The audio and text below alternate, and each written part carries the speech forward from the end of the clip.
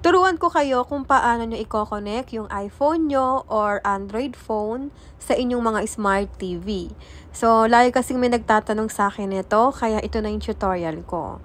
Pero bago yan, dapat po ay connected po sa same Wi-Fi yung Smart TV and then yung cellphone. So, dito sa Smart TV nyo, pumunta lang kayo sa settings and make sure na i-connect nyo muna siya sa Wi-Fi nyo. So, pag connected na sa Wi-Fi yung Smart TV nyo, itong cellphone nyo, iPhone or Android, connected din siya sa Wi-Fi kung saan nakakonect yung Smart TV. So, pag okay na, dito muna tayo sa mga iPhone users. Punta kayo sa control center, swipe down nyo, tapos makikita nyo tong icon na to, itong screen mirroring.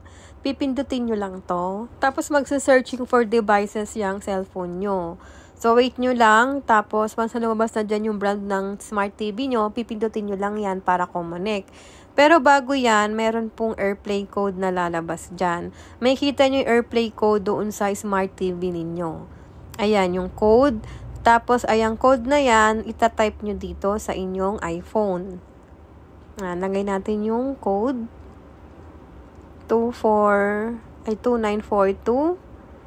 Ayan, 2942. Dapat, ano lang siya, parehas lang siya. And then, i-okay nyo na.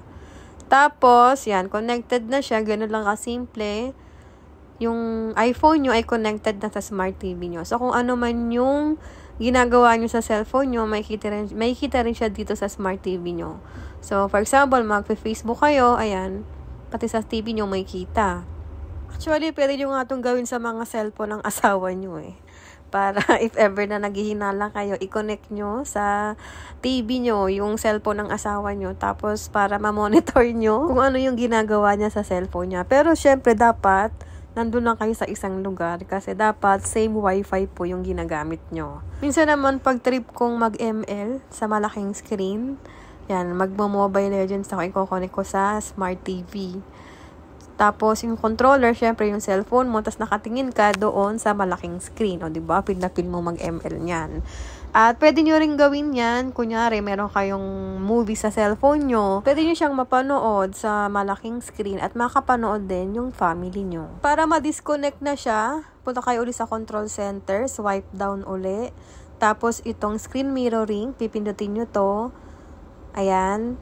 Tapos, lalabas dyan, stop mirroring. Pindutin nyo na yan. Tapos, mali-disconnect na siya. Next naman, para naman sa mga Android users, ganito gagawin nyo para makonect yung inyong Android phone sa Smart TV. Dapat connected na rin siya sa same Wi-Fi. Ito sa control center, makikita nyo rin dyan, meron dyan nakalagay na screencast. Pipindutin nyo yan. If ever naman nawala kayong screencast dito sa control center, pumunta na lang kayo sa settings ng inyong mga cellphone. Tapos dito sa search settings, i-type nyo dito screencast. O kaya naman pwedeng cast na lang yung i-type nyo dito, pwede naman. Pindutin nyo itong cast, tapos itong 3 dots, pindutin nyo din. Make sure lang na naka-check itong enable wireless display. Tapos dito, dapat po ang lalabas dito yung brand ng Smart TV ninyo. Pag lumabas na, pipindutin nyo lang.